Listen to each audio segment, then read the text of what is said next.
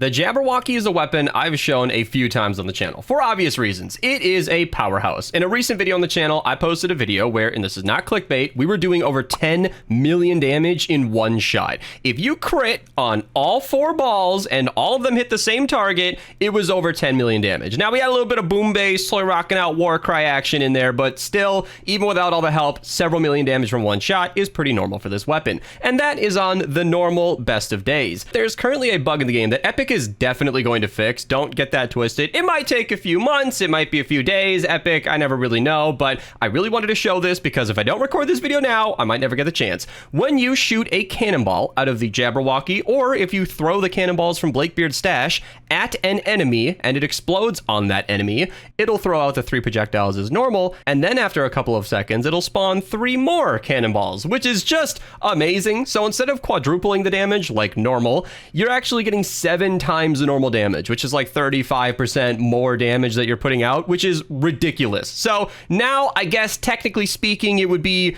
more than 10 million, like 13 or 14 million. Okay, I haven't actually done the math before recording, but Editing Beast has a number on screen. It is ridiculous. So here's the build that I'm running, probably the same build that I ran in that 10 million damage video. We just have the normal Jabberwocky with double crit damage. This is not a recommended build. This is specifically for totally rocking out. Water, because we'll be recording in a fire zone. And Dylan, I believe, told me he was going to be running boom base. I think the other teammates are going to be running some form of constructor and support. Thank you guys for joining into my lobby from the stream. Twitch link down below, by the way. They knew I was going to be recording this and they wanted to help me out. Demolition is Penny in the lead, of course, because 50% damage bonus on the rocket launchers is great.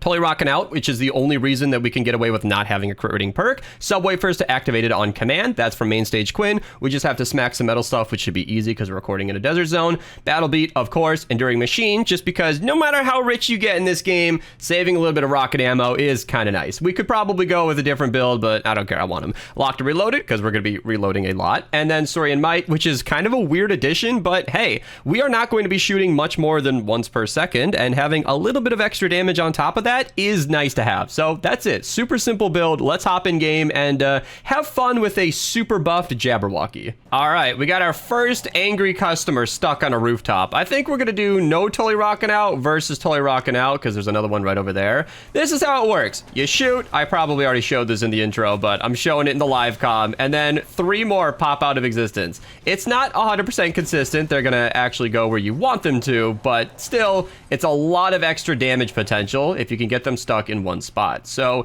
if we box in this smasher a little bit, hard to do, smash, oh, he's dead. Crit and he died. Well, these balls would have popped out and gotten the kill there. So let's try totally rocking out on this guy up here. All right, so we eat our wafer, shoot him in the face. Okay.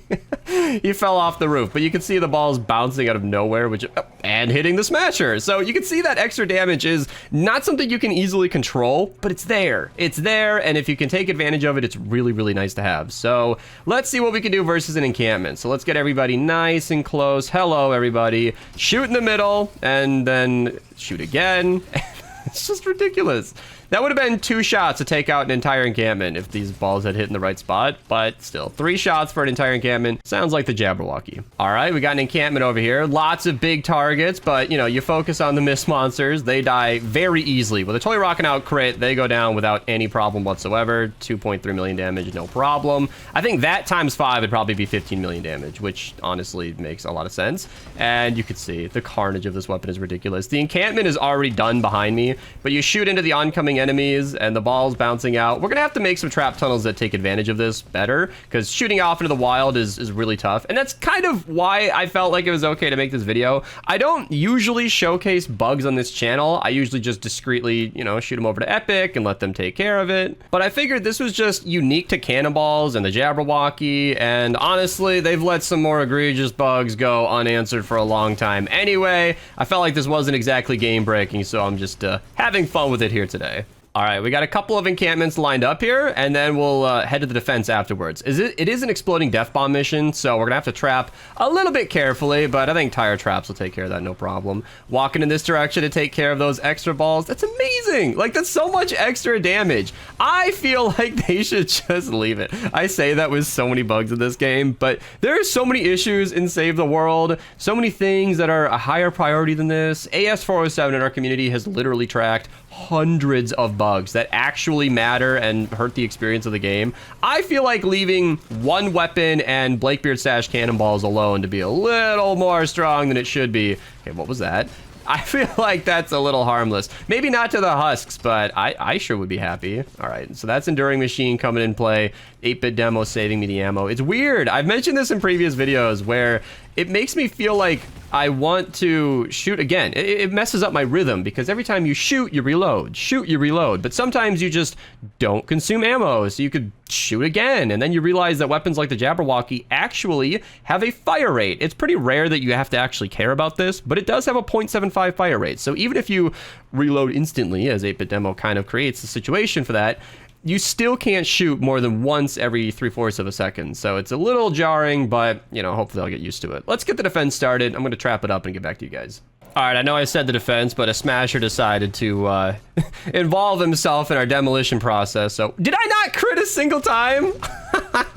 All right, well, that was unlucky. So I was doing some high-level math while getting the blue glow to start this mission, and I realized it is not a 30-odd% increase. This is a 75% damage increase to this weapon.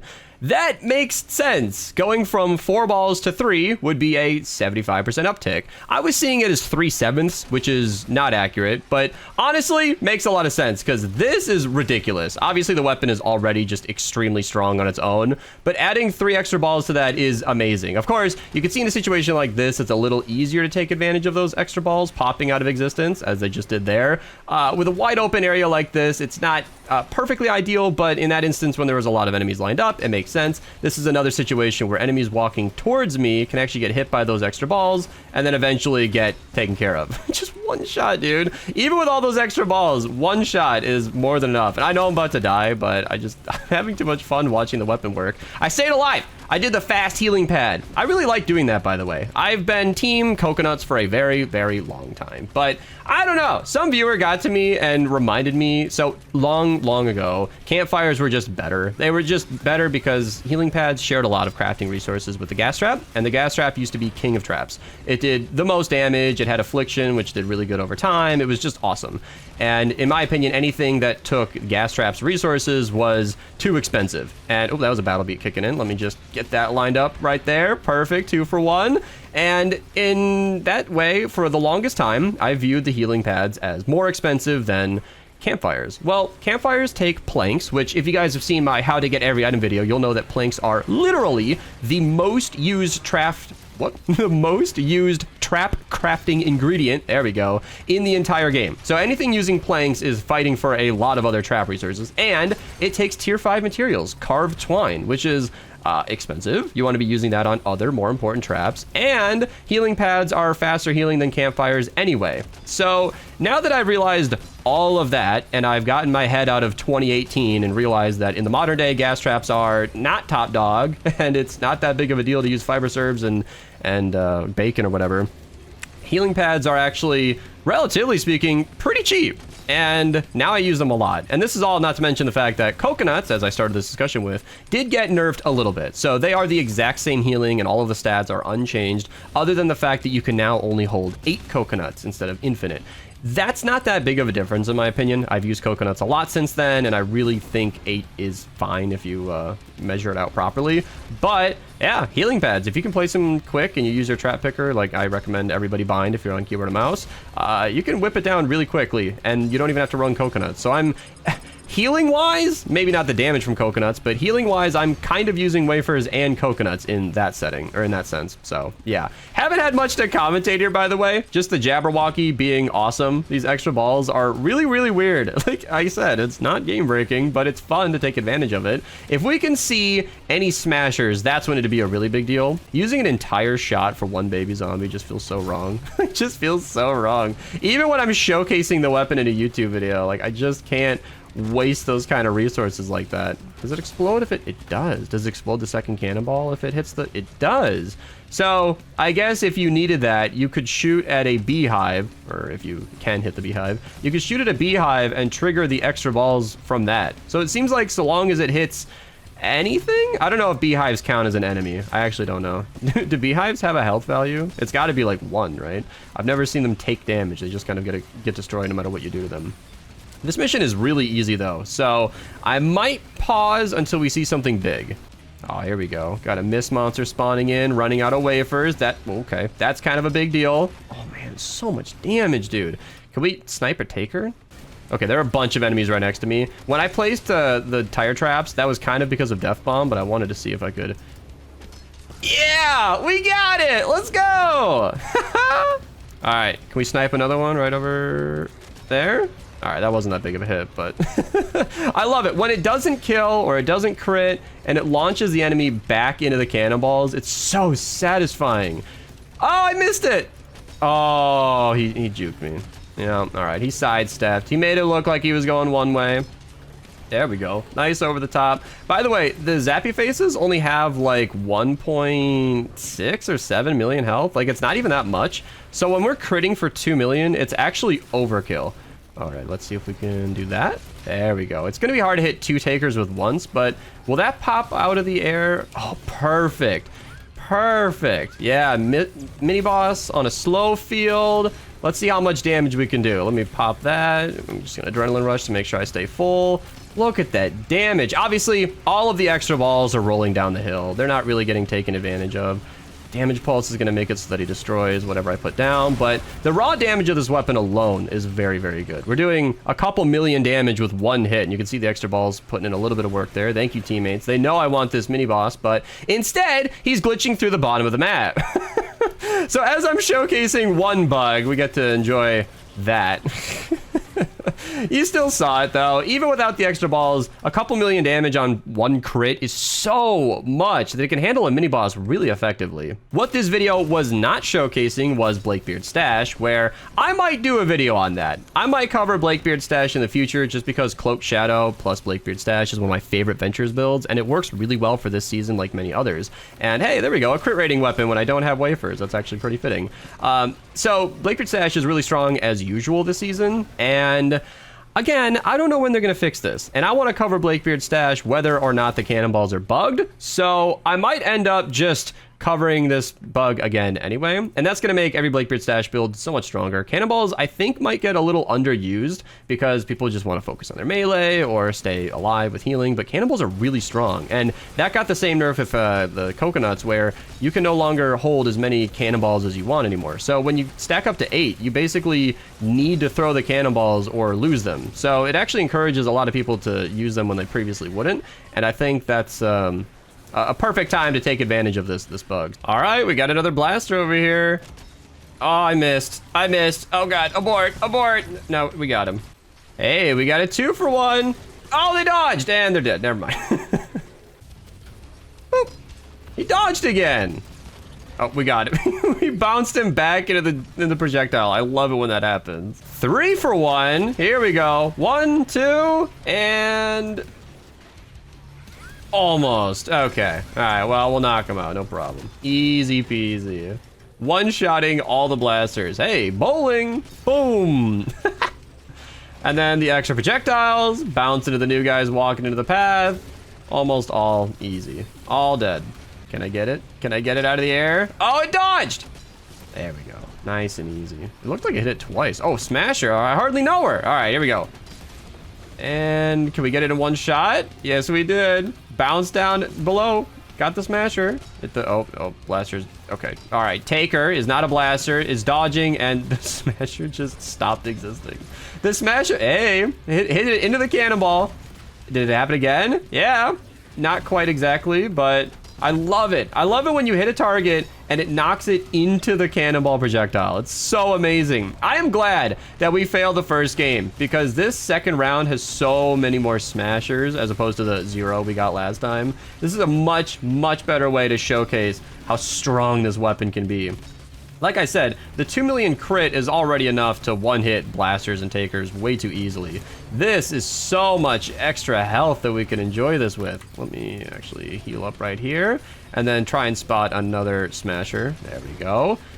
Just like that. Knocks him backwards into not 1 but 2 cannonballs, and then the extra ones did actually miss him that time. But such a weird visual error where it says 5,000 damage, and I feel like it's gotta be at least a little bit more than that.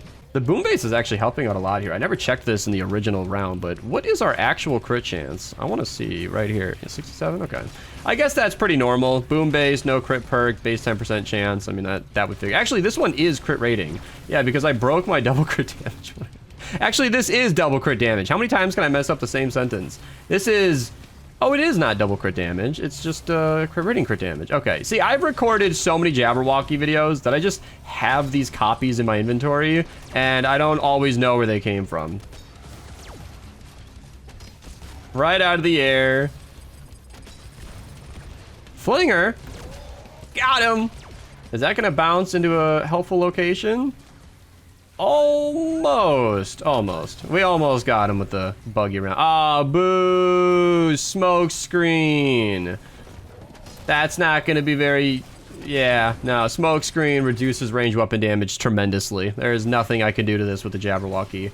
I should probably drop a plasma pulse on its head. That'll do some damage. And this would be honestly, a Ravager situation, because I've probably got triple crit damage in here somewhere. There we are. Yeah, and I got totally rocking out active, so look at that damage. Yeah, never be afraid to pull out a melee, by the way. If you see a mini boss that... Whoa. What was that health? Did two of us use that at the same time? That was ridiculous. Yeah, you see what I mean? Like, even if you're running a constructor, as I technically am, and as I say that, I realize I never put my base down. Even if you're running a constructor, you know, pull out a melee, get to work. Smokescreen mini boss is not infallible. You can take it out with the right equipment. It doesn't even need to be a Ravager, just a good melee. If you guys want a video on the best melees, I got that on screen right now. Oh man, look at that damage. I never get used to it. It's always fun. This isn't even the double crit damage copy. This is the more balanced crit rating crit damage. You can see still plenty of damage, still gets the job done, doesn't necessarily require Totally Rockin' Out to activate, and now it's broken. So I guess that means the fun is over. With 30 seconds left on the timer, there's really not much of a reason to craft another Jabberwocky to live in my inventory permanently. So I'm just gonna use the nature and do the outro. Thank you guys so much for watching. For real this time. Subscribe if you're new. Check out the upcoming videos. I'll see you guys in the next one. Okay, honestly, still kind of shredding. What the f? These are fire enemies. They're not supposed to go down that easy.